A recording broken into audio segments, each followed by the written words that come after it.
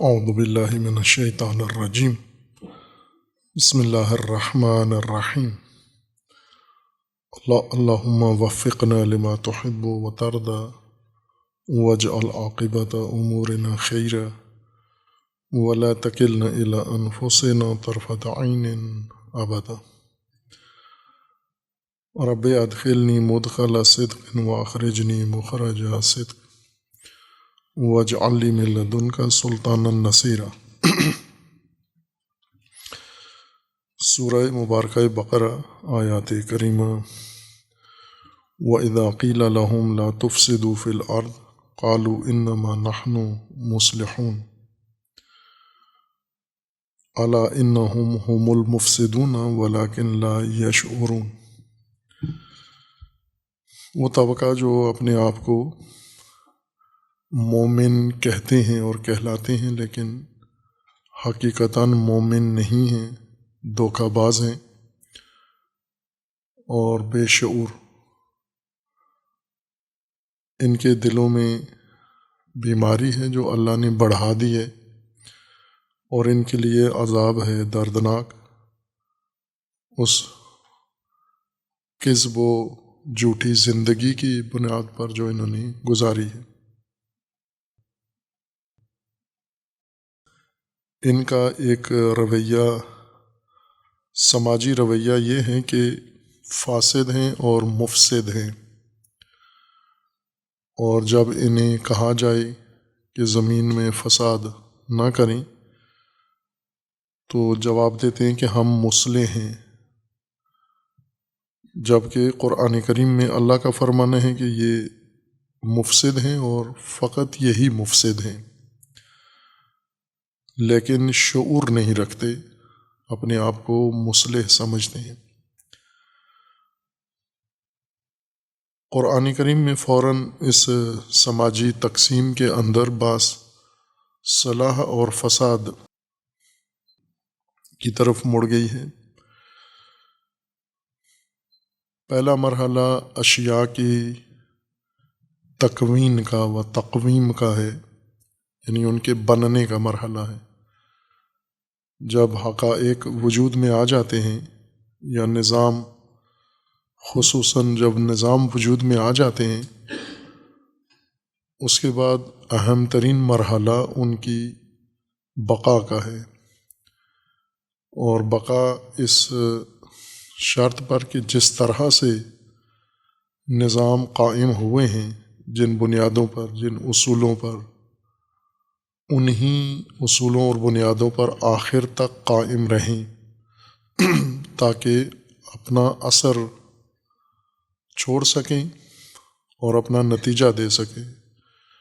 جس مقصود کے لیے نظام، شے کا اندرونی نظام یا بیرونی نظام بنایا جاتا ہے، اس مقصد کے حصول کے لیے ضروری ہے کہ وہ نظام اسی ساخت کے ساتھ، اسی ترتیب کے ساتھ اور نظم کے ساتھ آخر تک باقی رہے۔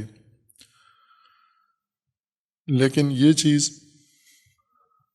مسلم نہیں ہے کہ رہے گا باقی، چونکہ جسمانی مادی دنیا کے اندر جس کا ایک مسلم قانون حرکت ہے، تغیر ہے، اس تغیر کے نظام میں کسی نظام کا ایک ہی حالت پر یا اصلی حالت پر قائم رہنا، یہ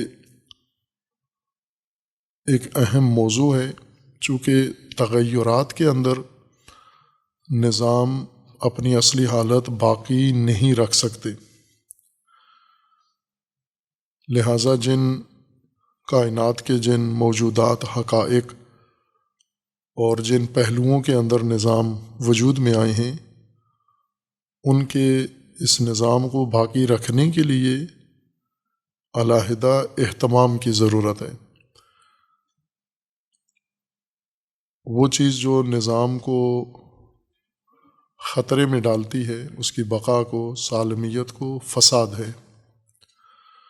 فساد یعنی بگاڑ، اس نظام کے اندر خلل پیدا ہو جائے، بگاڑ پیدا ہو جائے اور اس کی اصلی فطری نیچرل ترکیب، ترتیب اور نظم کو خراب کر دے کوئی بھی عامل، جس کے نتیجے میں وہ نظام فساد کی بنیاد پر ناکارہ ہو جاتا ہے اور اپنا نتیجہ اور اثر نہیں دکھاتا۔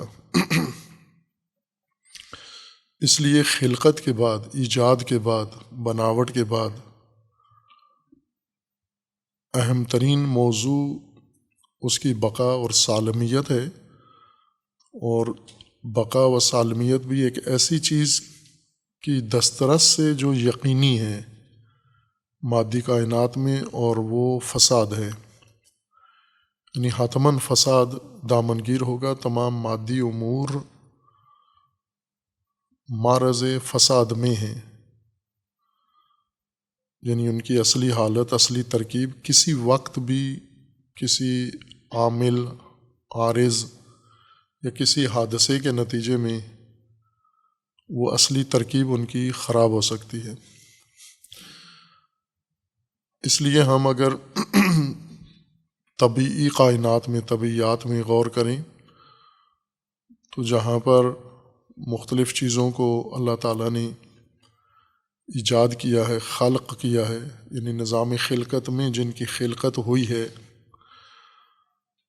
ان کی حفاظت کا خصوصی اہتمام ہے، ان کو فساد سے بچانے کا اہتمام اللہ تعالیٰ نے طبعی طور پر کیا ہے۔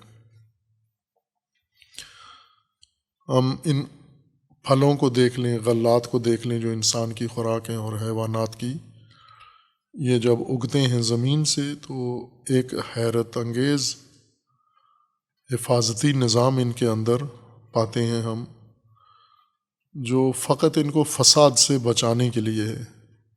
چونکہ زمین سے اگتے ہیں اور زمین سے اگنے والی ہر چیز معرض فساد میں ہے، فساد سے بچانے کے لیے طبعی طور پر اللہ تعالیٰ نے ان کے لیے اہتمام کیا ہے۔ اگر ہم غور کریں انہی چھوٹی چھوٹی چیزوں میں جنہیں ہم استعمال میں لاتے ہیں، جیسے گندم کا دانہ ہے جس کے اندر غذائیت ہے، اس دانے کی پرورش کا بھی خوبصورت انتظام، اہتمام ہے کہ اس دانے کے بننے تک اس دانے کے لیے ایک رحم بنتی ہے، اس رحم کے اندر یہ دانہ پیدا ہوتا ہے، پھر پرورش پاتا ہے، پھر پکتا ہے، اور اس پورے دورانیے میں اسی گندم کے پودے کے ساتھ، پودے کے اندر دانے کی حفاظت کا اہتمام ہے کہ یہ دانہ فاسد نہ ہو، اور وہ عوامل جو اس دانے کو فاسد کر دیتے ہیں ان سے محفوظ رہے۔ یہ طبعی طور پر ایسا انتظام ہے۔ جو کچھ مثلاً گندم کا دانہ اور اس کا خوشہ اور اس کا پودا، اگر ہم اس کو تشریح کریں، اس کو جو تحلیل کریں، تجزیہ کریں، ایک ایک جز اس کا علیحدہ کر کے دیکھیں اور پھر اس میں غور کریں یہ کس مقصد کے لیے ہے، اس دانے کے اندر اس مادے کا وجود کس مقصد کے لیے ہے اس پودے میں، پودے کی ساخت، پودے کی بناوٹ، پھر پودے کے اوپر خوشہ، پھر اس خوشے کی ترکیب، اس کے اوپر بنا ہوا چھلکا، پھر اس کے اوپر ایک کانٹا ابھرا ہوا لگا ہوا، یہ سب یا اس کی پرورش کے لیے ہے، یعنی جیسے حیوان یا انسان کا بچہ رحم میں پرورش پا رہا ہوتا ہے تو اس کو رشد کے لیے، نمو کے لیے غذا کی ضرورت ہوتی ہے۔ بس ایک غذائی مواد وہ ہوتا ہے جو اس کی پرورش کی ضرورت کو پورا کرتا ہے، رشد و نمو کی ضرورت پورا کرتا ہے، لیکن دوسرا مواد کچھ ایسا ہوتا ہے جو اس کی حفاظت کا اہتمام ہوتا ہے۔ اب چونکہ بچہ رحم مادر میں ہماری آنکھوں کے سامنے نہیں ہوتا، پیدائش کے وقت معلوم ہوتا ہے کہ وہ کتنا محفوظ تھا اندر، اس کی پرورش کے ساتھ ساتھ اس کی حفاظت کا کتنا خوبصورت انتظام اللہ تعالیٰ نے کیا ہے۔ اسی طرح زمین سے اگنے والی دیگر غذائی اشیاء ہیں، مواد ہیں، ان کی حفاظت کا اللہ تعالیٰ نے کیسا اہتمام کیا ہے۔ مثلاً کچھ چیزیں ہیں جو تناور اونچے درختوں پر غذائی مواد لگتا ہے، جیسے آم کا درخت ہے تو یہ آم زمین سے درخت بلند ہوتا ہے ایک معین فاصلے کے ساتھ، پھر پھل لگتا ہے اس کے اوپر۔ اسی طرح دیگر درخت ہیں جو مختلف ان کی طبعی بناوٹ ہے کہ اتنے ارتفاع پر جائیں گے تو یہ پھل لگے گا اس پر، وہ اس کی یا پرورش کے لیے ضروری ہے اتنا ارتفاع، یا اس کی حفاظت کے لیے ضروری ہے اتنا ارتفاع۔ اور پھر اس پودے کے اندر ہی کچھ ایسی کیمیاوی خاصیتیں ہوتی ہیں جو حفاظت کا کام کرتی ہیں۔ ہم جانداروں میں دیکھیں تو بھی یہ حفاظت کا اہتمام بہت اعلیٰ کیا ہوا ہے۔ انسان کو ہی اگر ہم دیکھیں تو انسان کے ناک میں بال اگے ہوتے ہیں۔ اب یہ بہت اہم حفاظتی انتظام ہے، طبعی طور پر، نیچرل فطری طور پر ہے، چونکہ وہ فساد کے عوامل جو انسان کے تنفس میں شامل ہو کر آلودگی، گرد و غبار ہے، دھول ہے، اور بہت ساری اور آلودگیاں ہیں، آلائشیں جو ہوا میں شامل ہو کر انسان کے تنفس میں منتقل ہو جاتی ہیں، ان کو روکنے کا بہترین طریقہ یہ ناک کے ابتدائی نتنے میں ہی ایک بال مخالف سمت میں ہے، یعنی آمنے سامنے یہ بال ہے کہ بیچ میں سے صرف ہوا گزر سکتی ہے، کوئی جاندار نہیں، کوئی حشرہ نہیں گزر سکتا، جو بھی جائے گا وہیں اٹک جاتا ہے۔ اسی طرح انسان کی پلک ہے آنکھ کی حفاظت کے لیے، آنکھ کی غذائیت علیحدہ ہے، جن چیزوں سے آنکھ کی سالمیت یا صحت باقی رہتی ہے، لیکن اس سے زیادہ خوبصورت آنکھ کی حفاظت کا ہے۔ آنکھ کے اندر جو مواد ہے، مرطوب مواد، یہ آنکھ کی حفاظت کے لیے، سلامتی کے لیے، اس کی کارکردگی کے لیے بھی ہے اور اس کی سلامتی کے لیے بھی ہے۔ یہ مواد یہ آنکھ کے اندر بنتا ہے اور وہیں پہ رکا رہتا ہے، ٹپکتا نہیں ہے باہر۔ جب انسان احساساتی ہوتا ہے یا رنجور ہوتا ہے، آنسو بن کے یہ مرطوب مادہ خارج ہو جاتا ہے، اور اسی لیے آنسو ایک مقدار میں انسان کے لیے مفید ہیں۔ اس سے زیادہ مقدار میں اگر آنسو نکلے انسان کا، بیماری کی وجہ سے آنکھ ٹپکتی رہے یا رونے کی وجہ سے، یہ مضر ہے آنکھ کے لیے، آنکھ کی سلامتی خطرے میں پڑ جاتی ہے۔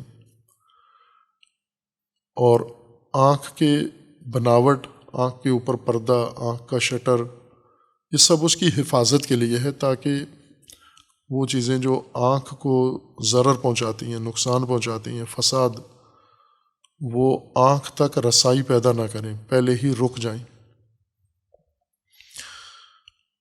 اور سب سے خوبصورت آنکھ کی حفاظت کا نظام اللہ تعالیٰ نے اونٹ کا بنایا ہے۔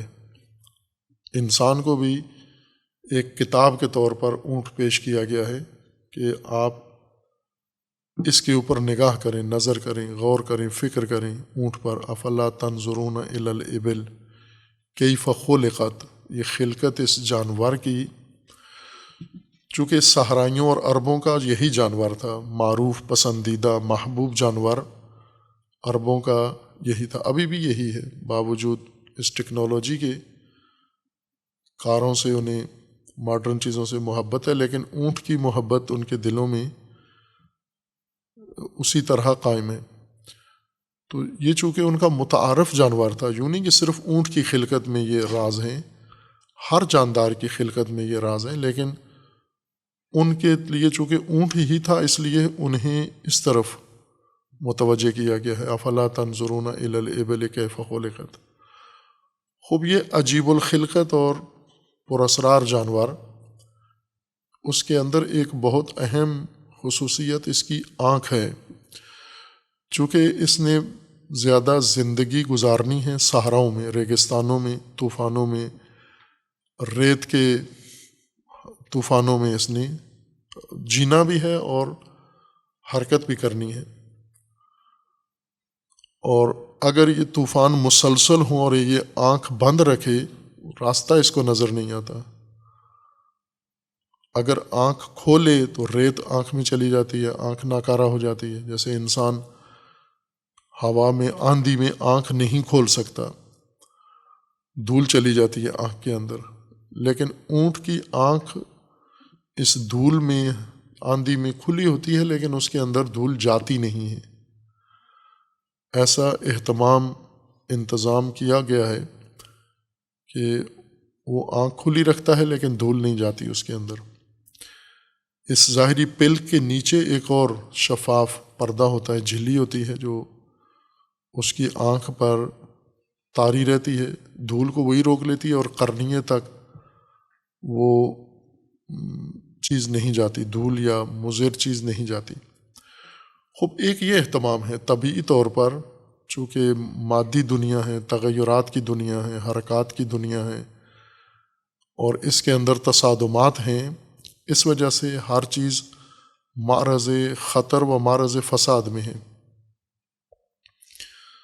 ان عوامل فساد سے روکنے کے لیے طبعی طور پر ایک اہتمام ہے، اور ایک حصہ جو اس کائنات میں ہے وہ انسانی سماج ہے۔ ان حقائق میں سے جہاں تک صرف یعنی انسان کا عمل دخل نہیں ہے، انسانی سماج میں کوئی چیز نہیں شمار ہوتی زمرے میں، وہ طبعیات کا حصہ ہے، وہ کائنات کا تکوینی حصہ ہے۔ اس کا تمام اہتمام تشریعی نہیں ہے، تکوینی ہے، اور اس کو جو فساد لاحق ہے اس فساد سے حفاظت کا اہتمام بھی طبعی طور پر موجود ہے۔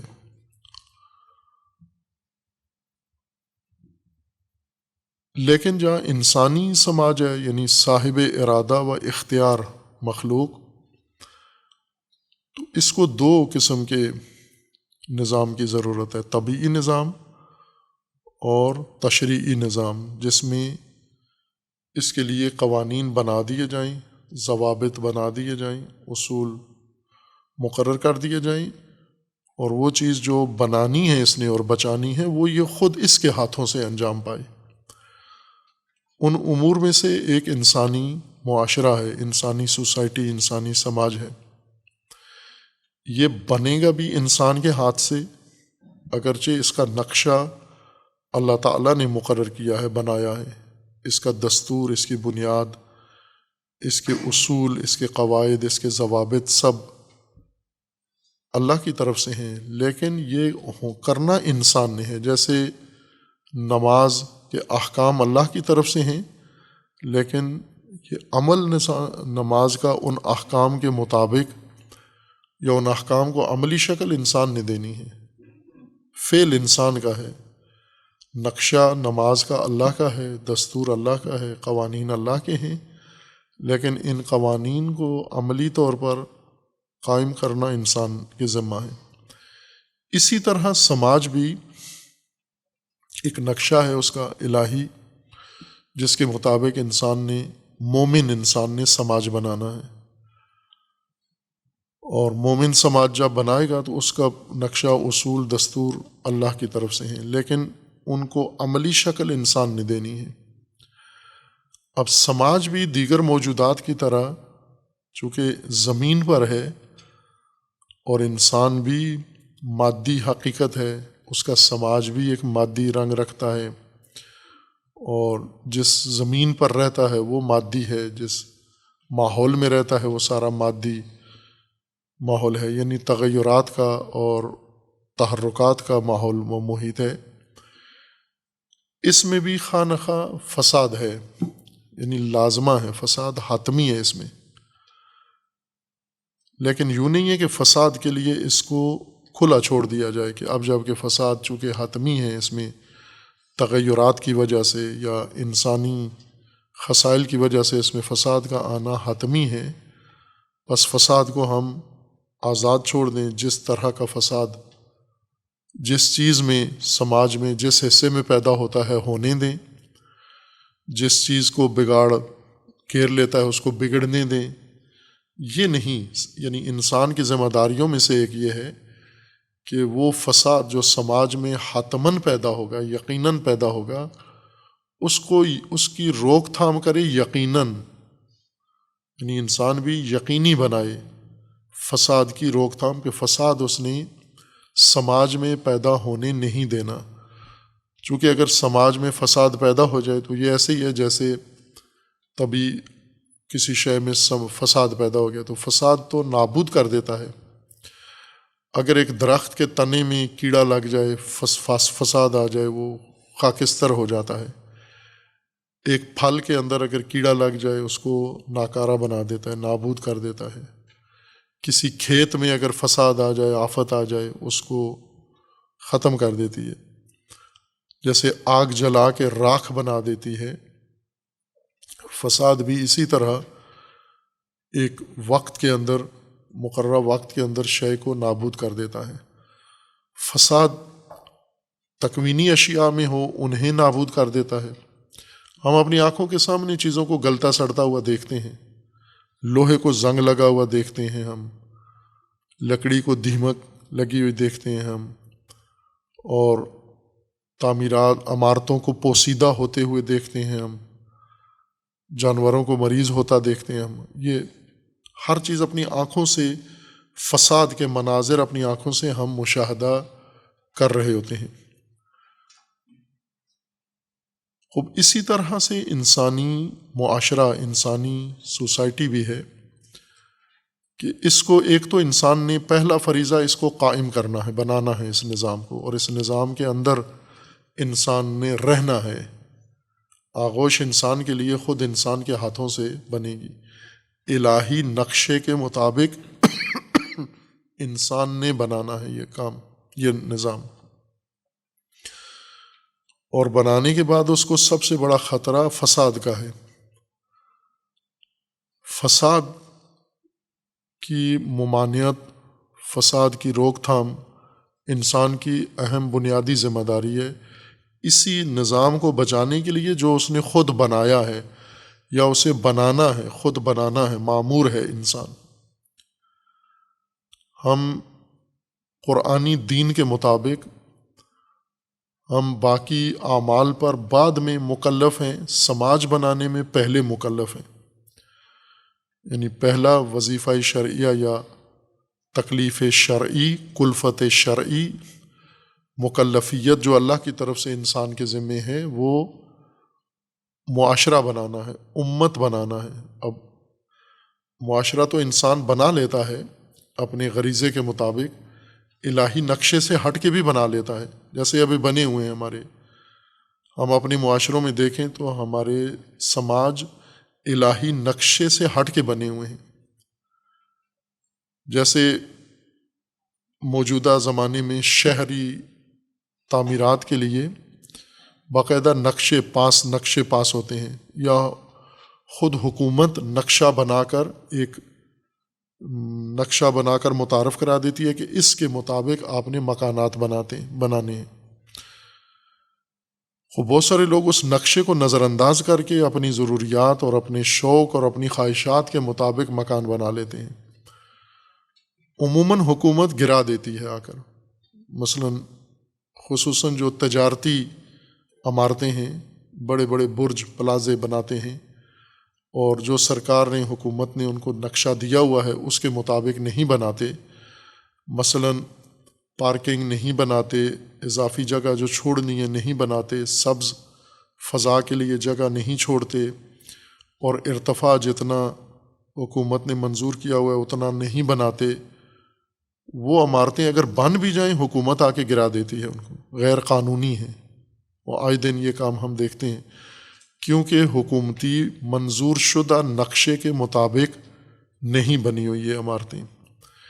یہی حال انسانی سماج اور انسانی معاشرے کا بھی ہے کہ ہم نے معاشرے تو بنا لیے ہیں، مثلا قبائلیت ایک معاشرہ ہے، قبائلی ایک سوسائٹی ہے جس کو قبائلیت کہا جاتا ہے، ایک سوسائٹی ہے جس کو ہم شہری زندگی کہتے ہیں، تمدنی زندگی کہتے ہیں، ایک معاشرہ ہے جس کو دیہاتی سوسائٹی کہتے ہیں، ہم مخلوط سوسائٹی ہے، اوپن سوسائٹی جس کو کہتے ہیں ہم۔ خوب یہ سارے معاشرت کے انداز ہیں جو آج کی دنیا میں قائم ہیں، لیکن یہ کتنے الہی نقشے کے مطابق ہے؟ مثلا قبائلی سوسائٹی الہی نقشے کے مطابق ہے، اللہ نے بتایا تھا کہ اس طرح کی سوسائٹی آپ نے بنانی ہے، ترکیب اس کی اس طرح سے ہونی ہے، اور اس کی اندرونی ساخت بناوٹ ایسے ہونی ہے، اس سوسائٹی کے اصول قوانین ضوابط اس طرح سے ہونے ہیں جیسے ہم نے قبائلی معاشرے بنا کے اور ان کے اندر زندگی بسر کر رہے ہیں۔ مثلا ایک سوسائٹی بنائی ہے ہم نے، معاشرہ بنایا ہے، اجتماع بنایا ہے، بالکل الہی نقشے کے الٹ بنایا ہے،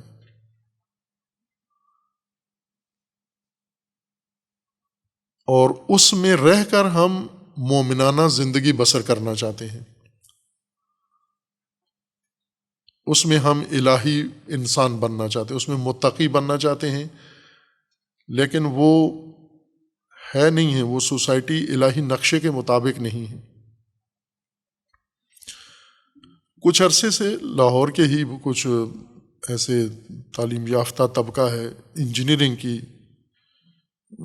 دنیا کا، وہ آتے بھی رہتے ہیں، کبھی کبھار نشستیں کرتے ہیں، اور ان کا یہ تقاضا ہے کہ ایک نشست ہمارے لیے رکھیں، یا ہفتگی ہو یا مہینے میں ہو یا روزانہ بھی ہو، جس میں ہم یہ چیزیں سمجھیں، ہم الہی اصول سوسائٹی کے، الہی اصول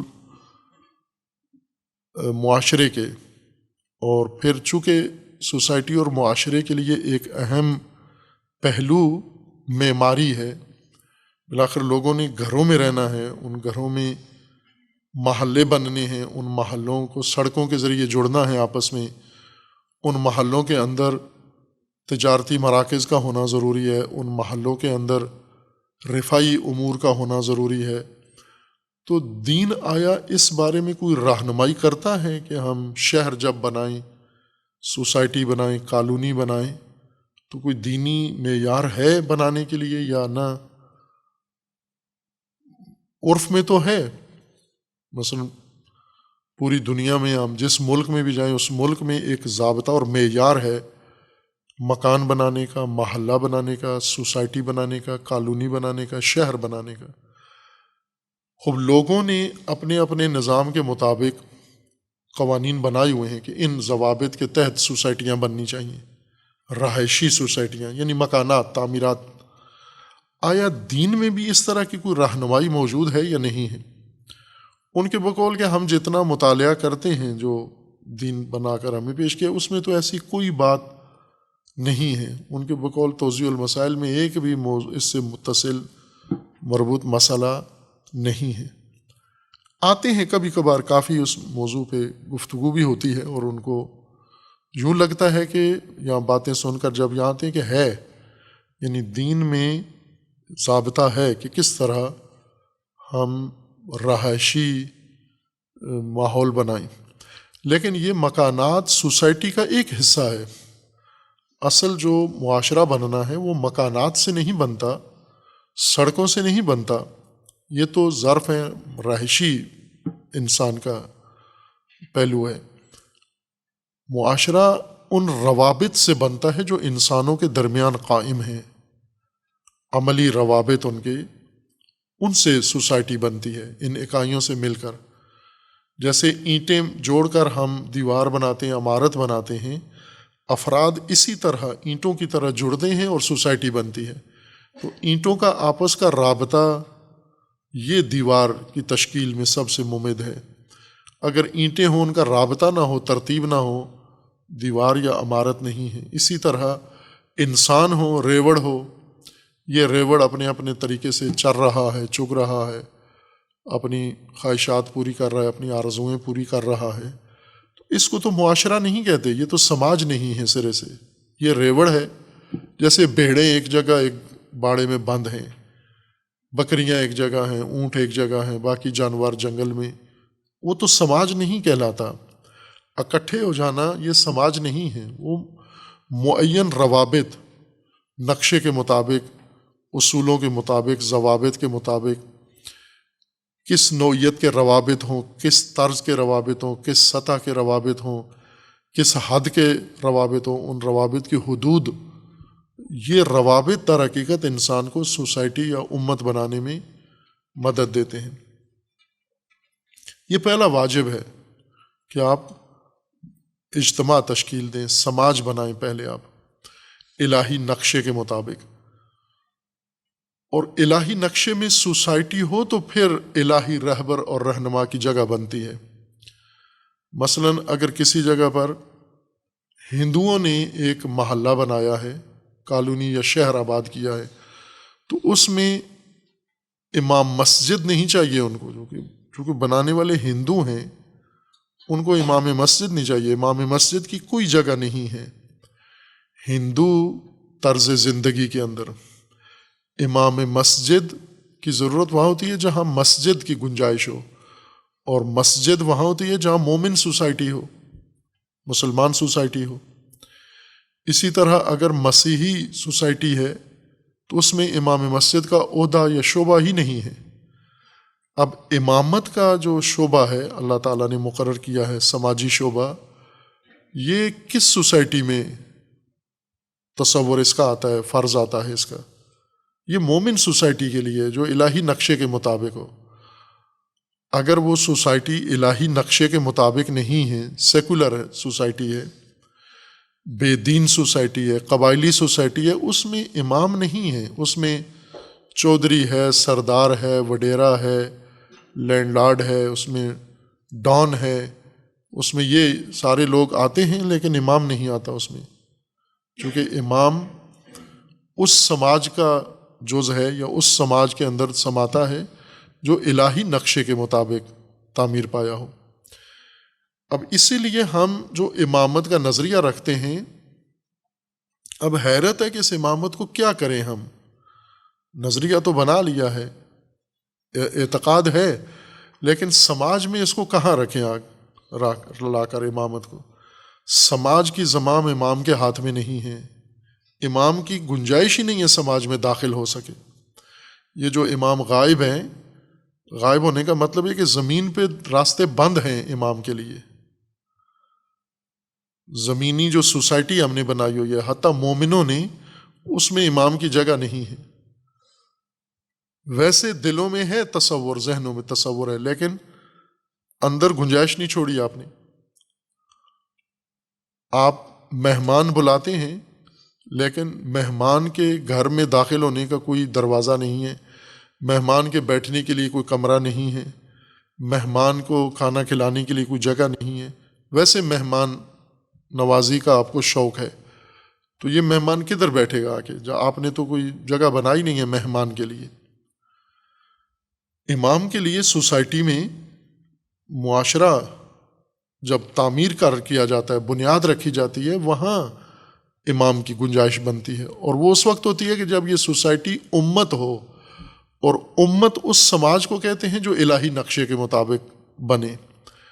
لیکن جو تجارتی مقاصد کے لیے، مفادات کی بنیاد پر، اور قبائلیت کی بنیاد پر، نسب کی بنیاد پر، علاقائیت کی بنیاد پر، لسانیت کی بنیاد پر، ان بنیادوں پر اگر کوئی سوسائٹی بنی ہے تو اس میں نہیں ہے، وہ تو امت نہیں ہے، اور اس میں امام کی ضرورت نہیں ہے۔ اس میں جو جس کی ضرورت ہے وہ آ جاتا ہے، وہ پیدا ہو جاتا ہے، اور اس سماج کی زمام سنبھال لیتا ہے۔ مثلا ہم پاکستانی معاشرے کو اگر مثال قرار دیں، آج پاکستانی معاشرے کی زمام فاسد ترین انسانوں کے ہاتھ میں ہے۔ یہ زمام کس نے دی ہے؟ سوسائٹی کی بناوٹ نے دی ہے، نقشے نے دی ہے۔ یہ نقشہ ہی فساد کی بنیاد پر ہے، لہذا فاسد ہی اس کے اندر اس کا زمامدار بنے گا۔ صالح کب بنے گا؟ صالحین کی حکومت کب ہوگی؟ خوب یہ ایسے ہی ہے جیسے آپ ایک سکھ اور ہندو معاشرے میں جا کر کے امامت کا نظریہ پرچار کریں، وہاں تو امامت کا کوئی تصور نہیں ہے۔ امامت امت کے اندر ہے، اور امت صالح معاشرے کے اندر ہے، صالح سماج کے اندر ہے، نہ فاسد سماج کے اندر۔ خود پہلے انسان سماج بنائے، امت بنائے، امت سازی کرے، پھر اس کے اندر ایک دوسرا اہم مرحلہ پیش آتا ہے، اور وہ فساد کا ہے کہ اس سماج پر جو آپ نے قائم کیا ہے یہ فساد کی زد میں ہے، فاسد ہو جائے گا۔ یہ کیوں فاسد ہوگا؟ چونکہ ایک تو خود انسانوں کے اندر فساد کے کافی محرکات موجود ہیں، اندر ذات کے اندر، ان کے نفس میں، ان کے دل میں، ان کے ذہنوں میں، ان کے نفوس میں فساد انگیز مواد بقدر کافی موجود ہے۔ خواہشات ہیں، شہوات ہیں، مختلف ان کے رجحانات ہیں، غرائز ہیں، جذبات ہیں، یہ کافی ہیں فساد برپا کرنے کے لیے ہر فرد کے اندر۔ اور دوسرا، انسان کے نفس سے باہر جو عوامل موجود ہیں، یعنی انسانی سوسائٹی کو، ہمارے ماحول کو دوسرے انسان آ کر جو فساد اس کے اندر ایجاد کرتے ہیں، وہ بھی ایک دروازہ ہے کھلا ہوا فساد کا۔ بس دو دریا فساد کے اس جھیل کے اندر آتے ہیں۔ جھیل مومن صالح سماج ہے، اور دو دریا فساد کے، وہ دونوں اس جھیل میں آ کر اترتے ہیں۔ یہ ڈیم ہے، اس جھیل میں دو فساد کے دریا آتے ہیں، ایک انسان کے اندر سے انسان کی خواہشات، اتباع ہوا، اور دوسرا بیرونی مفسدین جو اپنے مفادات کی خاطر اس سماج کے اندر فساد قائم کرتے ہیں۔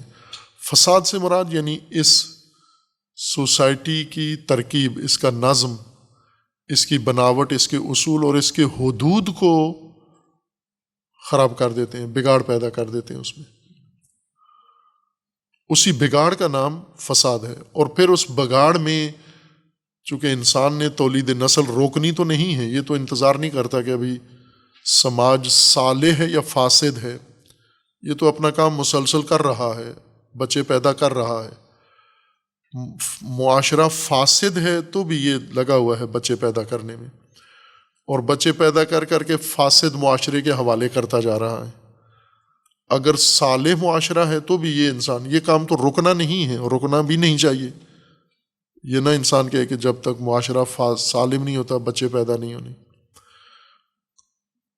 یہ کام تو جاری رہے گا کہ یہ تولید نسل ہوتی رہے گی، اور ہر نسل فاسد ماحول اور فاسد سماج کے سپرد ہو رہی ہے۔ اور فاسد سوسائٹی جب اپنی آغوش میں کسی فرد کو لیتی ہے تو اسے فاسد ہی بناتی ہے، یعنی بگاڑ اس کے اندر پیدا ہوتا ہے، اس کی شخصیت کے اندر بگاڑ ہوتا ہے، اس کی سوچ کے اندر بگاڑ ہوتا ہے، اس کے افکار کے اندر بگاڑ ہوتا ہے، اس کے رویوں میں بگاڑ ہوتا ہے، اس کے اخلاق میں بگاڑ ہوتا ہے، اس کی عادتوں میں بگاڑ ہوتا ہے، اس کی پرسنالٹی میں بگاڑ ہوتا ہے۔ فاسد معاشرہ فاسد بچہ پیدا کرتی ہے، جیسے فاسد ماں ہے تو فاسد بچہ پیدا ہوگا۔ معاشرہ ماں کی حیثیت رکھتا ہے، فاسد بچے ہی تربیت کرے گا۔ اور یہ فاسد ابھی خود فاسد ہیں، یعنی بگاڑ ان کے اندر ہے۔ یہ فاسد بہت جلدی جب مکلف ہوں گے، جب عاقل بالغ ہوں گے، یہ مفسد بن جائیں گے۔ فاسد جلدی ہی مفسد بن جاتا ہے، اور اس کو مفسد بننے کے لیے علیحدہ سے کوئی تعلیم حاصل نہیں کرنا پڑی۔ یہی فساد درونی اور فساد بیرونی کافی ہے کہ اب وہ فاسد ہونے، اپنے اندر بگاڑ کو باہر منتقل کرے، دوسروں کو فاسد کرنا شروع کرے، اور اس طرح ایک تسلسل قائم ہو جاتا ہے فساد کا سوسائٹی کے اندر، معاشرے کے اندر۔ اس وجہ سے قرآن کریم نے ہدایت کے اندر فوراً ہی یہ مطلب نمایاں کیا ہے صلاح و فساد کا، کہ یہ جو سوسائٹی ہدایت کے ذریعے سے بنے گی، ہدایت کے اصولوں پر، اس کی صالحیت دوسرا بڑا چیلنج ہے انسان کے لیے۔ کفر سے، شرک سے، گمراہی سے، جاہلیت سے نکل کر جب انسان نے ہدایت کے روپ میں آنا ہے تو وہاں سے آگے اس کی صالحیت کا اہتمام کرنا ہے، یعنی اس اصلی ترکیب کو محفوظ رکھنا، قائم رکھنا آخر تک، تاکہ اس سے نتیجہ نکل سکے۔ جیسے ہم کھانا بناتے ہیں، پہلا اہم کام کھانا بنانا ہے، دوسرا کام اس کھانے کو سالم رکھنا ہے، فاسد نہ ہو، کھانا خراب نہ ہو جاتا ہے عموماً، کھانا پکا لیتے ہیں لوگ، حفاظت کا اہتمام نہیں کرتے، وہ پڑا رہتا ہے، اور فضا میں کھانے کو فاسد کرنے کے عوامل ہوا میں موجود ہیں، جراثیم۔ یہ ہوا جب اس کو لگتی ہے اس کے اندر یہ فساد چلا جاتا ہے، خود اس کے اندر فاسد مواد کھانے کے اندر بھی موجود ہوتا ہے، اگر تھوڑی دیر پڑا رہے تو اس کے اندر سے فساد اٹھنا شروع ہو جاتا ہے، اندر سے کیڑے اس کے اندر پڑ جاتے ہیں۔ تو کھانا بنانا پہلا مرحلہ ہے، اور کھانا بنا کر اس کو محفوظ رکھنا یہ دوسرا مرحلہ ہے انسان کے لیے، جس کے فساد کو روکے تاکہ کھانا اپنا اثر دکھا سکے۔ کھانا آپ نے کھانا ہے، اپنی غذائی ضرورت پوری کرنی ہے، اپنے تکامل کے لیے، پرورش کے لیے، صحت کے لیے، تندرستی کے لیے، توانائی کے لیے، اور یہ سارے کام سالم اور صالح کھانے سے حاصل ہوتے ہیں۔ فاسد کھانے سے یہ مقاصد حاصل نہیں ہوتے۔ پر فساد سے بچانا بنانے کے بعد بڑا ایک اہم مرحلہ ہے، یہی کام سوسائٹی کے اندر بھی ہے۔ خوب، جب ہم تو ویسے عملاً تو غافل ہیں دونوں مرحلوں سے، جیسے وہ یہ ایک عوامی ایک کہاوت ہے نا کہ نہ پڑھتے ہیں نہ قضا کرتے ہیں۔ قضا ان کی ہوتی ہے جو نماز پڑھتے ہیں، جو پڑھتے ہی نہیں ہیں، سرے سے مسلمان ہی نہیں ہیں، ان کی کیا قضا ہوتی ہے؟ خوب، ہم صالح سوسائٹی ہی نہیں بنا پائے، فساد سے اس کو بچانے کا مرحلہ بھی درپیش نہیں ہے، چونکہ شروع سے بنیادی فساد پر ہے۔ یہ تو کام اس وقت درپیش ہوتا ہے نا کہ جب پہلے آپ ایک ارادہ رکھتے ہوں، یا آپ کے بزرگان نے، آبا نے، گزشتگان نے، جیسے پاکستان بنا تھا تو پاکستان بنانے والے ایک صالح سماج بنا کے آنے والی نسلوں کو دیتے، ہمارے حوالے کرتے، پھر ہمیں یہ مہم درپیش تھی کہ اس سوسائٹی کو فساد سے کیسے بچانا ہے ہم نے، لیکن ہمیں تو شروع سے ایک فاسد سوسائٹی دی گئی ہے، ایک فاسد ماحول میں ہم نے تولید نسل کی۔ جب بنا تھا 5 کروڑ تھے، 5 کروڑ سے پاکستان بنا ہے، اور 75 سالوں میں 25 کروڑ ہو گئے ہیں۔ اگر وہ 5 کروڑ صالح سوسائٹی ہوتی تو آج یہ 25 کروڑ سارے صالح ہوتے۔ وہ 5 کروڑ انہیں نیا ملک ملا، نئی سرزمین ملی، نیا موقع ملا، انہوں نے بجائے سوسائٹی بنانے کے، الہی معاشرہ بنانے کے اور الہی نقشے کے مطابق سوسائٹی قائم کرنے کے، وہ چونکہ ہندوؤں سے جدا ہوئے تھے، لہٰذا وہ ہندوؤں والے کام اس نئی سرزمین پر آ کر شروع کیے، قبضے کیے، لینڈ لارڈ بنے، پلاٹ بنائے، عہدے پکڑے، جاگیریں بنائیں، قبضے کیے، اور اسی میں انہوں نے اس کو مال غنیمت سمجھا، عیناً ان لوگوں کی طرح جو جنگ احد میں رسول اللہ نے حفاظت کے لیے مقرر کیے تھے، اور وہ مال غنیمت پہ ٹوٹ پڑے، اور جس کے نتیجے میں پھر وہ جنگ بہت نقصان دہ ثابت ہوئی مسلمانوں کے لیے۔ یہی حال پاکستان میں ہوا، جنگ احد والا، مال غنیمت پہ جب ٹوٹ پڑے تو سارا کام خراب ہو گیا۔ آج سے اگر یہ موجودہ نسل شروع کرے اور اس آبائی سوسائٹی، جب دین کہتا ہے کہ آبائی دین چھوڑو، یعنی آبائی سوسائٹی بھی چھوڑو، آبائی سماج بھی چھوڑو، آبائی تہذیب سے بھی نکلو، آبائی ہر چیز سے نکلو، باہر آؤ جیسا کہ آئے ہو آپ وسائل زندگی میں آبائی وسائل چھوڑ دیے، اب گدے پہ نہیں بیٹھتے ہو، موٹر سائیکل پہ بیٹھتا ہے، باپ گدے پہ بیٹھتا تھا، گدا نشین تھا، بیٹا موٹر سائیکل نشین ہے، تو چھوڑ دیا نا، آبا کی سواری چھوڑ دیا آپ نے۔ باپ جو لباس پہنتا تھا وہ نہیں پہنتا، بیٹا اور لباس پہنتا ہے، باپ یونیورسٹی نہیں جاتا تھا، بیٹا جاتا ہے، باپ ہمارے انجینئر ڈاکٹر نہیں تھے، ہم انجینئر ڈاکٹر بن گئے، تو چھوڑ دیا نا ہم نے، جہاں اہتمام کیا وہاں چھوڑ دیا آبا کا طور طریقہ۔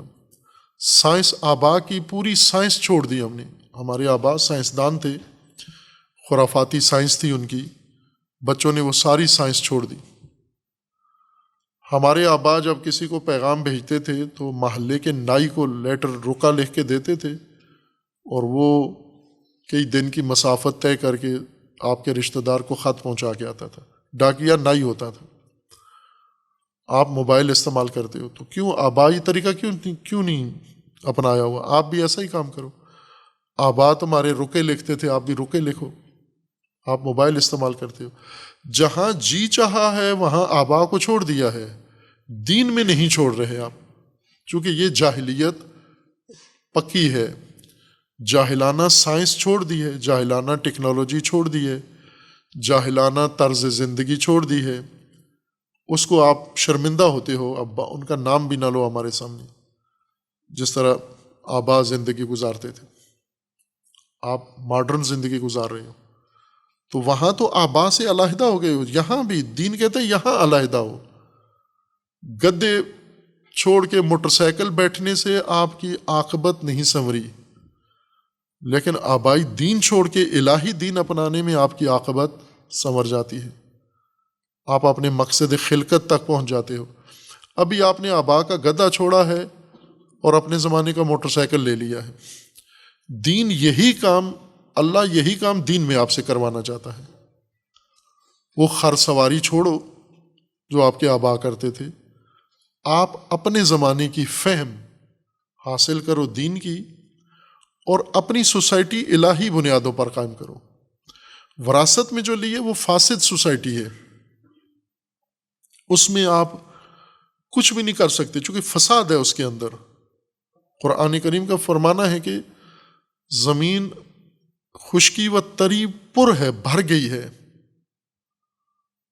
زمین فاسد ہے مکمل طور پر، بحر و بر فساد سے بھر گیا ہے۔ تو جب بحر و بر میں فساد ہو وہاں آپ کی نمازیں کیا فائدہ دیتی ہیں آپ کو، جب سوسائٹی ساری فاسد ہے آپ کی۔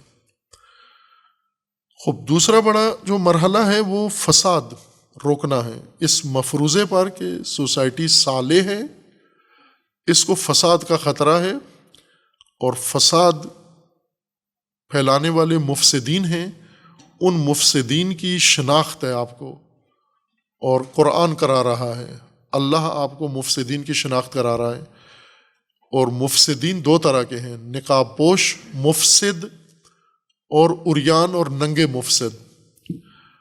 ابھی تو آپ ننگے مفسدین سے بھی بیزار نہیں ہو، قرآن ہمیں نقاب پوش مفسدین سے بچانا چاہ رہا ہے، کہ یہ لوگ جب انہیں کہا جاتا ہے وَإِذَا قِيلَ لَهُمْ لَا تُفْسِدُوا فِي الْأَرْضِ، جب ان سے منافقوں سے کہا جاتا ہے، نقاب پوش مفسدین سے کہا جاتا ہے کہ آپ زمین پہ فساد مت کرو، وہ یہ کہتے ہیں ہم مصلح ہیں۔ خوب یہاں ایک قرآن کے نزدیک ہمیں یہاں مشکل پیش آنی چاہیے تھی کہ آپ کے معاشرے کے اندر، صالح معاشرے کے اندر نقاب پوش مفسد جب پیدا ہوتے ہیں تو آپ ان سے بچاؤ کی کوئی تدبیر کرو، لیکن آپ تو اس سے بڑی مشکل میں گرفتار ہو، آپ تو عریان مفسدین میں مبتلا ہو جو آپ کے پسندیدہ محبوب ہیں، ننگے اور گندے، بالکل ننگے، یعنی ان کا فساد بحر و بر کو معلوم ہے،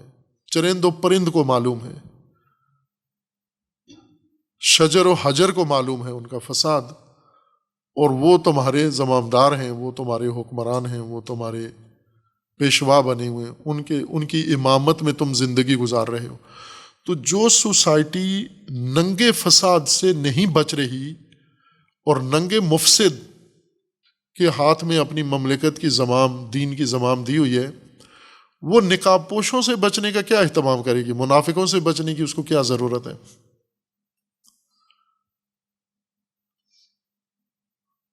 قرآن فرمائے وَإِذَا قِيلَ لَهُمْ لَا تُفْسِدُوا فِي الْأَرْضِ قَالُوا إِنَّمَا نَحْنُ مُصْلِحُونَ، جب انہیں کہا جاتا ہے کہ آپ فساد مت کرو زمین میں، کہتے ہیں ہم مصلح ہیں۔ خوب یہ تو وہ ہیں نا جنہوں نے نقاب پہنا ہوا ہے، اصلاح کا کرتے فساد ہیں، یہاں تو وہ ہیں جو کھل کے ہیں ہی فاسد اور مفسد اور کھلے اور ننگے، جن کے ہاتھ میں مملکت ہے، جن کے ہاتھ میں سرزمین ہے، جن کے ہاتھ میں سوسائٹی ہے، جن کے ہاتھ میں ملت ہے، جن کے ہاتھ میں قوم ہے، جن کے ہاتھ میں نظم امور ہے، جن کے ہاتھ میں تعلیم ہے، جن کے ہاتھ میں عدالت ہے، جن کے ہاتھ میں یہ معاشرہ ہے سارا، وہ سب کے سب فاسد اور مفسد۔ تو نقاب پوش تو پیچھے بیٹھے ہوئے ہیں، انہیں نقاب پہن کے فساد کرنے کی کیا ضرورت ہے؟ جب کھل کے فساد کو کوئی برا نہیں سمجھتا، کھلے فساد کو، یہ جمہوریت ہے کہ کھلا فساد اور جمہور کے پسندیدہ فساد، ایسے جمہور کو کون امامت کہاں ان کے نظام میں ہے؟ جمہوریت میں کیا تصور ہے امامت کا؟ کہاں ہے امامت کا نقطہ اسٹیشن کہاں آتا ہے؟ قیامت کے بعد بھی نہیں آتا جمہوری نظام میں۔ فساد ہے ضرور کہ آپ فاسدین کو چنو، فاسدین کو مملکت حوالے کرو، پھر اس میں وہ بھی فساد کریں، آپ بھی فساد کرو، آپ ان کے فساد پہ آنکھیں بند رکھو، وہ آپ کے فساد پر آنکھیں بند رکھیں، جج فساد کریں، قاضی آپ چپ رہو، پھر آپ فساد کرو، قاضی چپ رہے، آپ کا مذہبی پیشوا فساد کرے، آپ چپ رہو، جب آپ فساد کرو وہ چپ رہے، دونوں ایک دوسرے کے فساد کے ساتھی بن جاؤ، تماشا دکھو۔ قرآن تو اس طرح کی اجازت نہیں دیتا، قرآن تو فرما رہا ہے کہ نقاب پوش مفسد سے ہوشیار رہو۔ کھلا تو بہت دور کی بات ہے اس کو برداشت کرنا، آپ اتنے زیرک ہو جاؤ، اتنے سمجھدار ہو جاؤ، اتنے بابصیرت ہو جاؤ کہ کوئی نقاب پہن کر بھی آپ کی سوسائٹی میں آ کر فساد نہ کرے، مصلح بن کر بھی اگر آتا ہے لیکن ہے مفسد، آپ کی نگاہ تیز بین، مومن کی نگاہ تیز بین اس کو دیکھ لے اور اسے روکے۔ پھر اہم بات روکنا ہے فساد کو۔ خب قرآن کریم نے اس کو کئی آیات میں پیش کیا ہے، اور ہم نے عرض کیا کہ انشاءاللہ اپنے مقام پر اللہ تعالیٰ نے توفیق دی، یہ بات جاری رہی تو وہاں عرض کریں گے۔ سر دست ایک فساد روکنے کا یا فساد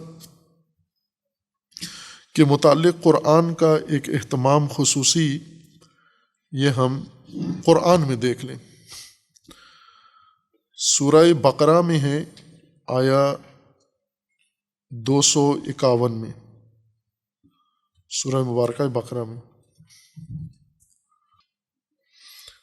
وہ معروف واقعہ حضرت طالوت کا، بنی اسرائیل کے ایک قوم کا، طبقے کا، کہ جہاں پر وہ ستم رسیدہ مظلوم جو کیمپوں میں، مہاجر کیمپوں میں زندگی گزار رہے تھے، اپنے گھر سے نکال دیے گئے، پھر ان کے اندر یہ احساس ہوا کہ ہمیں اس ذلت سے باہر آنا ہے، اور انہوں نے اللہ سے امام مانگا، پیشوا، اور اللہ نے طالوت کو ان کا امام مقرر کر دیا۔ پھر اس کے بعد طالوت نے لشکر بنایا، اس لشکر کی رویداد قرآن نے ذکر کی ہے۔ پھر وہ مٹھی بھر جوان گئے، جا کر جالوت کے لشکر کو شکست دے دی، اور آیا 251 میں ہے فَهَزَمُوهُمْ بِإِذْنِ اللَّهِ، لشکر جالوت کو طالوت نے شکست دے دی۔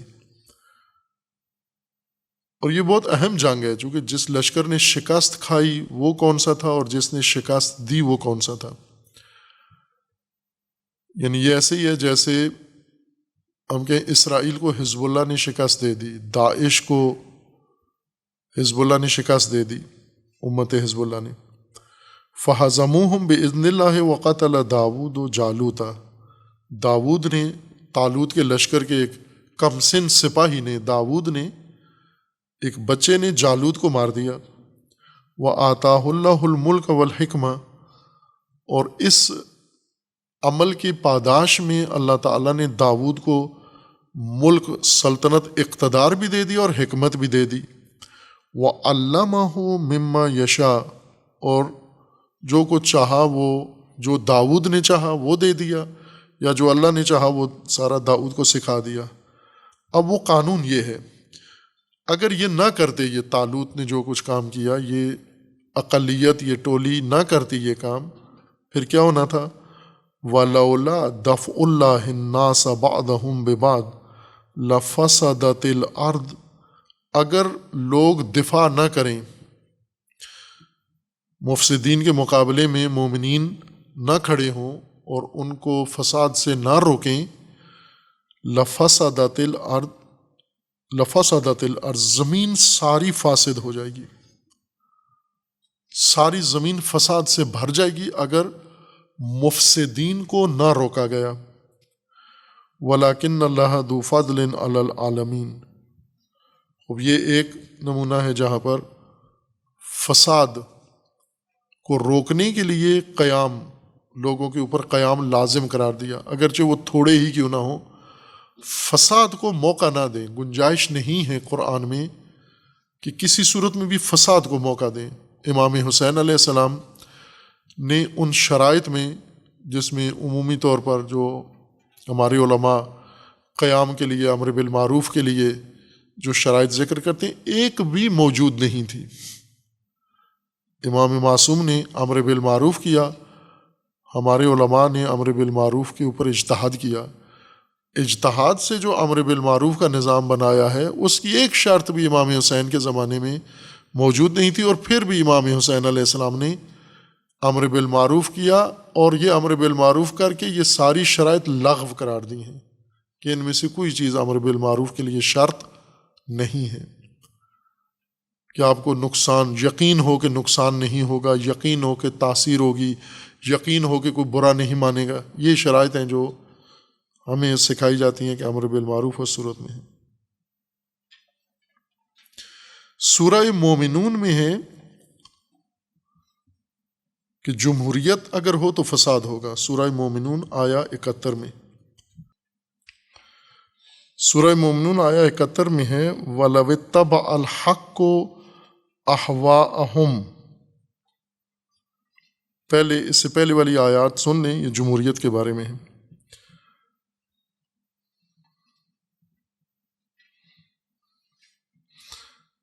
اس سے پہلی والی 70 نمبر آیت میں ہے کہ ام یقولون بہ جنۃ،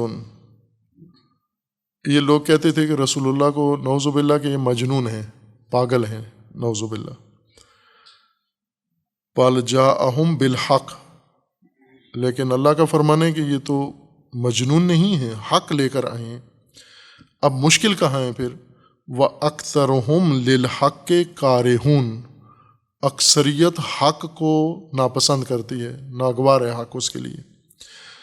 اب یہاں اکثریت کا ذکر کر کے وَلَوِ اتَّبَعَ الْحَقُّ أَهْوَاءَهُمْ، اگر حق اکثریت کے پیچھے چل پڑے، وَلَوِ اتَّبَعَ الْحَقُّ، رسول یا نظام یا قوانین اگر احوا، خواہشات اکثریت کے پیچھے چل پڑیں، لَفَسَدَتِ السَّمَاوَاتُ وَالْأَرْضُ وَمَنْ فِيهِنَّ، جو زمین و آسمان اور جو کچھ ان دونوں کے اندر ہے وہ سب فاسد ہو جائے گا. یعنی پوری کائنات فاسد ہو جائے گی، پوری کائنات فاسد ہو جائے گی، جو ہو گئی ہے ابھی.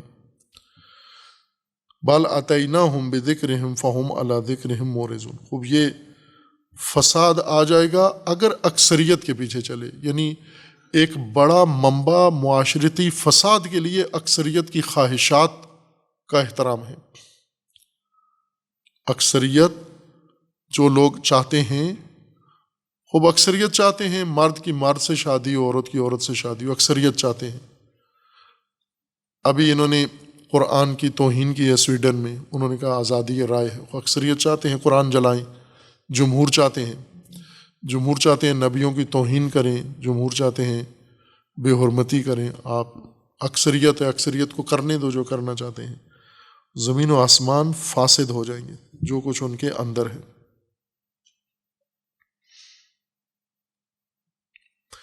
ایک فساد ہے جو حکمران پھیلاتے ہیں، یعنی حکمران، ملوک، بادشاہ، یعنی طاغوت، دوسرے لفظوں میں طواغیت، وہ ملوک، وہ سلاطین، وہ بادشاہان جن کی حکومت کا جواز اللہ کی جانب سے نہیں ہے۔ یہ کیا کرتے ہیں؟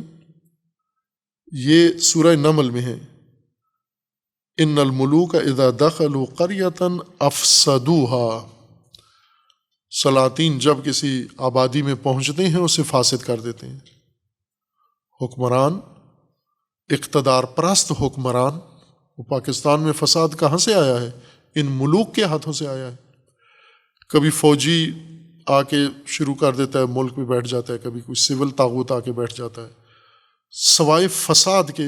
اور وہ جو فساد ہے اب تو کھل گیا ہے، ہر طرح کا فساد ان کے اندر ہے۔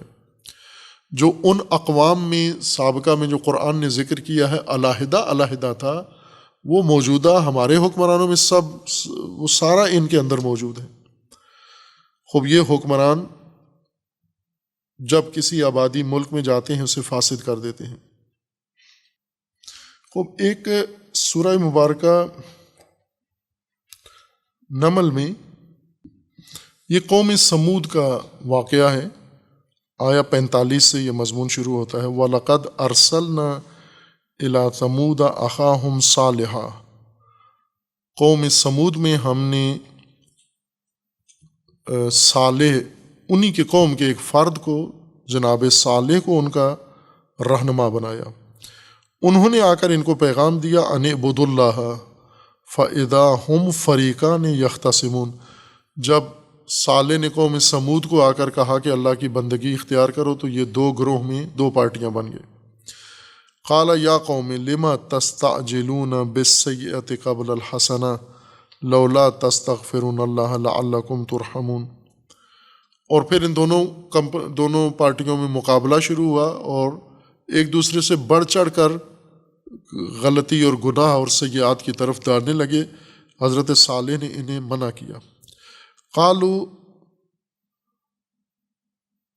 طیرنا بکا اطیرنا بکا وبمن معاک قال طائرکم عند اللہ بل انتم قوم تفتنون۔ انہوں نے کہا کہ صالح کو کہ آپ ہمارے لیے بدشگون ہیں، آپ نحس ہیں ہمارے لیے، نعوذ باللہ، آپ کی وجہ سے یہ قوم میں دشمنی پڑ گئی ہے اور قوم تقسیم ہو گئی ہے فلاں۔ حضرت صالح کو متہم کرنا شروع کر دیا انہوں نے۔ قال طائرکم عند اللہ، حضرت صالح نے فرمایا کہ تمہارا طائر اللہ کے پاس ہے، بل انتم قوم تفتنون، تم امتحان میں ہو، آزمائش میں ہو۔ اور پھر اللہ تعالیٰ کا فرمانا ہے وَكَانَ فِي الْمَدِينَةِ تِسْعَةُ رَهْطٍ يُفْسِدُونَ فِي الْأَرْضِ وَلَا يُصْلِحُونَ۔ اصل جو معاشرتی بگاڑ ہے، قوم دو حصوں میں بٹ گئی ہے۔ اللہ تعالیٰ کا فرمانا ہے کہ اے صالح آپ کو معلوم ہونا چاہیے یہ سب 9 آدمیوں کا کام ہے۔ شہر میں 9 بندے ہیں۔ اب راحت لغت میں نہیں کہتے، بندے کو نہیں کہتے، آدمی کو نہیں کہتے، لیکن مترجمین نے سب نے اس کا ترجمہ 9 نفر کیا ہے۔ یہ 9 گروہ ہیں، اصل میں 9 تنظیمیں، 9 پارٹیاں، 9 گروہ، 9 قبیلے قوم سمود کے اندر موجود تھے، 9 راحت۔ اور اللہ کا فرمان ہے کہ یہ ہے فساد کی جڑ، اصل میں یہ ان کے ہاتھ میں مفادات ہیں، انہوں نے ساری مملکت تباہ کی ہوئی ہے۔ جیسے پاکستان میں کہتے تھے نا کہ پاکستان جب بنا تھا تو 9 خاندان تھے، پھر وہ 14 خاندان ہوئے، پھر 17 خاندان ہوئے، ابھی موجودہ کہتے ہیں 22 خاندان ہیں جو تمام پاکستان کی بدبختیوں کا سبب ہیں۔ 9 راحت ہیں پاکستان کے جنہوں نے سارا پاکستان بگاڑا ہوا ہے، ہر چیز بگاڑی ہوئی ہے انہوں نے۔ وکان فی المدینۃ تسعۃ رہط، 9 انجمنیں، 9 تنظیمیں ہیں، 9 گروہ ہیں۔ رہط گروہ کو کہتے ہیں، قبیلے کی ایک شاخ کو، قبیلے کے ایک دھڑے کو، ٹولے کو رہط کہتے ہیں عربی میں۔ یہ 9 گروہ ہیں جنہوں نے سارا فساد بچایا ہوا ہے۔ یفسدون فی الارض ولا یصلحون۔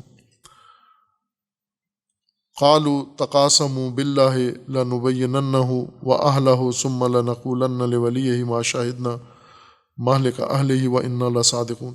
خوب، یہ ماجرا اس قوم کے فساد کا ذکر کیا گیا ہے کہ بعض اوقات فساد، معاشرتی فساد، سماجی فساد کی جڑ ایک پارٹی ہے یا گروہ ہیں، انہوں نے رقابت ہے ان کے درمیان فساد میں، ایک دوسرے پر سبقت لے جانے کے لیے کہ ووٹ ہم لیں، ملکی سرمایہ ہم لوٹیں، اقتدار ہمارے پاس ہو، اور پھر وہ ایک دوسرے سے بڑھ چڑھ کر فساد کرتے ہیں، اور جس کو موقع ملتا ہے وہ دوسرے سے بڑھ کر فساد کرتا ہے۔ یہ سارے فساد کی جڑ ہے۔ اب انقلابی عمل یہاں کیا ہے؟ انقلابی عمل یہ ہے کہ ان کی وجہ سے جو فساد پیدا ہوا ہے وہ شاخیں ہیں فساد کی، پتے ہیں، یہ جڑیں ہیں اصل فساد کی۔ یہ 9 جڑیں کاٹ دیں، یہ معاملہ سارا ٹھیک ہو جائے گا۔ یہی ہے انقلابی عمل، اصلاح اسی کو کہتے ہیں، یعنی فساد جہاں سے ہے اس کو ختم کر دیں آپ۔ اصلاح یعنی فساد کا خاتمہ، مکمل طور پر خاتمہ۔ فساد کی جڑ یہ 9 قبیلے حضرت صالح کی قوم کے اندر قرآن نے ذکر کیے۔ خوب، اس کے علاوہ بھی متعدد آیات ہیں جن کے اندر خداوند تبارک و تعالیٰ نے مومنین کو متوجہ کیا ہے کہ مومن سماج میں ایک منافق طبقہ پیدا ہوتا ہے خطرناک، اور ان منافقین کا ایک عمل یہ ہے کہ نقاب پہن کے فساد کرتے ہیں۔ مومن سماج کو یہ کرنا ہے کہ ان کی نشاندہی کر کے ان کو فساد سے روکنا ہے۔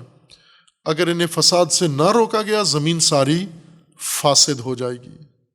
اس لیے اشارہ کیا تھا کہ اذا قیل لہم، یہ قیل اس کا فاعل مشخص نہیں کیا، کیوں کہ یہ فاعل آپ سب کو بننا ہے، یہ فاعل ہر مومن کو بننا ہے کہ فساد کو روکنے کے لیے نقاب پوش مفسد کو روکنا ہے۔ لیکن جو ہم موجودہ ہماری صورتحال یہ کہ ہم نقاب پوش سے پہلے کھلے معلن مفسد میں مبتلا ہیں، جس طرح سید الشہداء علیہ السلام نے یزید کے بارے میں فرمایا تھا کہ رجل فاسد، فاسد ہے وہ معلن بالفسق، معلن علنی فاسق ہے۔ یہ ہماری موجودہ سوسائٹی تو علنی مفسدین میں مبتلا ہے پہلے۔ ان کے خلاف فساد، ان کا روکنے کے لیے امت کو قیام کرنا ہے، حکم قرآنی کے تحت ان کو روکنا ہے۔ قیل لہم، انہیں کہے امت کے فساد نہ کرو، مولن مفسدوں کو۔ پھر اس کے بعد نقاب پوش مفسد ہیں، چونکہ جس جگہ پر کافر موجود ہوں وہاں منافق کافر سوسائٹی میں نہیں پیدا ہوتے، منافق مومن سوسائٹی میں پیدا ہوتے ہیں، مومن سماج میں منافق ہوتے ہیں۔ لیکن ابھی موجودہ ہماری سوسائٹی یہ فساق کے قبضے میں ہے۔ قرآن کا یہ فرمان ہے کہ اس فساد کو آپ نے روکنا ہے، ورنہ فساد عالمگیر ہو جائے گا، فساد پوری زمین پہ آ جائے گا، اور پھر اگلی نسلیں ساری فاسد ہی ہوں گی۔ اور آبائی فساد جو وراثت میں آپ نے لیا ہے اس کو چھوڑ دیں، یہیں پر چھوڑ دیں۔ وہ جو تلقین کر کے گئے ہیں آپ کو اور اندھی تقلید اور فساد کا مقلد بنا کے گئے ہیں، وہ توق اپنی گردن سے نکال دیں، آپ فساد کو روکیں۔ آپ یہ اہم ترین فریضہ قرآن کریم نے ذکر کیا۔ وصلی اللہ علیہ وسلم۔